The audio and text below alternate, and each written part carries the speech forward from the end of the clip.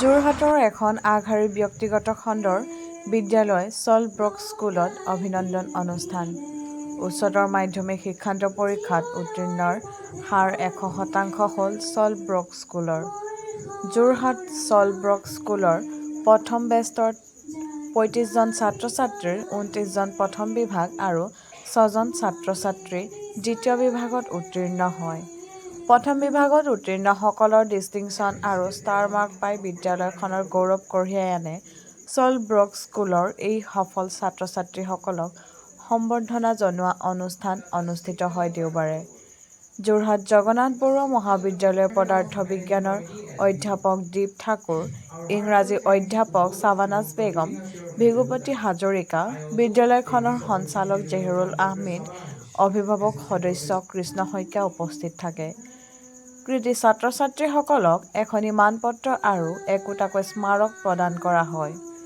বিদ্যালয়খনৰ ভিতৰত সৰ্বোচ্চ নম্বৰ লাভ কৰা দেৱজ্যোতি দত্তক ৫,০০০ নগদ ধনেৰে বিদ্যালয়ৰ সঞ্চালক জেহিৰুল আহমেদে প্ৰদান কৰে। মই এনেকুৱা ইমান চিম্পুল, ইমান অমায়িকা, ইমান ভাল ল'ৰা-ছোৱালী বেছ আজিলৈকে পোৱা নাই।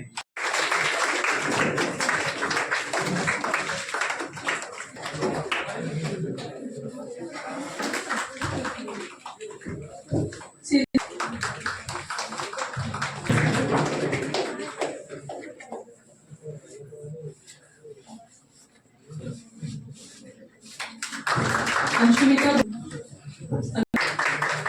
Alful Hazarika. Thank you, sir. Thank you, sir. Now we would like to hand over Sikha Moni Bora. Us.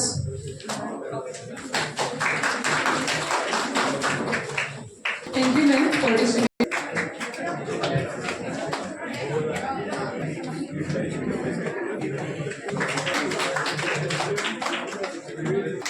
Snigdha Kandan Bordale.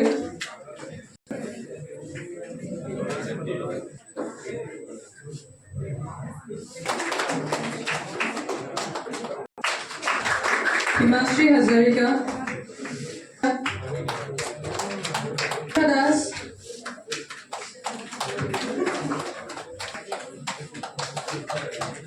Parish Sangeeta Bora. All ছাবজেক্টত লেটাৰ পাইছে 88.5। গতিকে আমাৰ স্কুলৰ এটা ভাল নাম আনিছে আৰু সেইকাৰণে মই এটা কংগ্ৰেচুলেশ্যন থাকিম, ধন্যবাদ থাকিম, যাতে ভৱিষ্যতে আৰু ভাল কৰক দেই, আৰু সদায় যাতে আমাৰ লগত টাচত থাকে দেই, ই যিকোনো প্ৰব্লেম হ'লেও আমাৰ লগত যাতে শ্বেয়াৰ কৰে।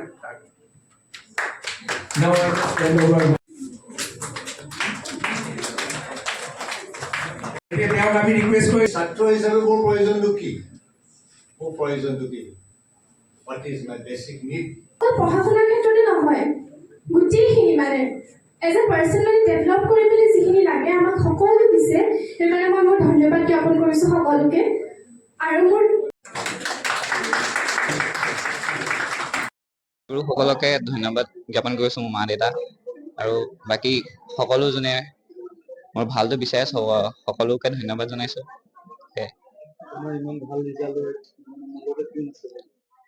মোৰ মা দেউতা, ভণ্টি, শিক্ষাগুৰুসকল।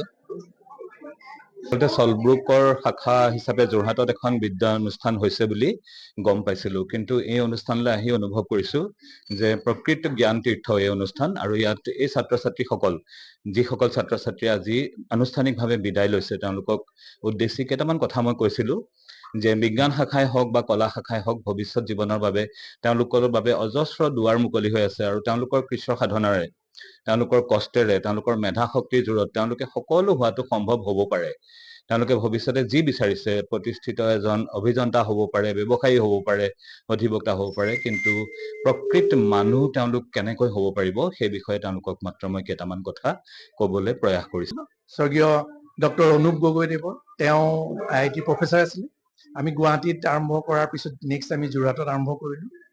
তাৰপিছত তেখেত আমাৰ মাজত আজি নাই, হ'লেও তেখেতৰ যিটো ব্ৰেইন চাইল্ড আছিল যোৰহাট, গতিকে যোৰহাটত আমি ষ্টুডেণ্ট যেতিয়া প্ৰথম আৰম্ভ কৰিছিলোঁ তেতিয়া আমি বহুতো হতাশাটো ভুগিছিলোঁ কেতিয়াবা, কি হ'ব কি নহ'ব, কিন্তু আমি আমাৰ টিচাৰসকলৰ অপুৰুষাৰ্থ চেষ্টাত আমি খুব ভাল ৰিজাল্ট কৰালোঁ। 35টা ল'ৰা ছোৱালীয়ে এইবাৰ পৰীক্ষা দিছিলে। প্ৰথম বেষ্ট হিচাপে আমাৰ 35টাই ভালকে পাছ কৰিছে। তাৰ 29টা ফাৰ্ষ্ট ডিভিজন পাইছে, 5টা ডিষ্টিংশ্যন, 9টা ষ্টাৰ। আৰু এই নিচিনা ৰিজাল্টে আমাকো অলপ মানে মনোবল বঢ়াইছে।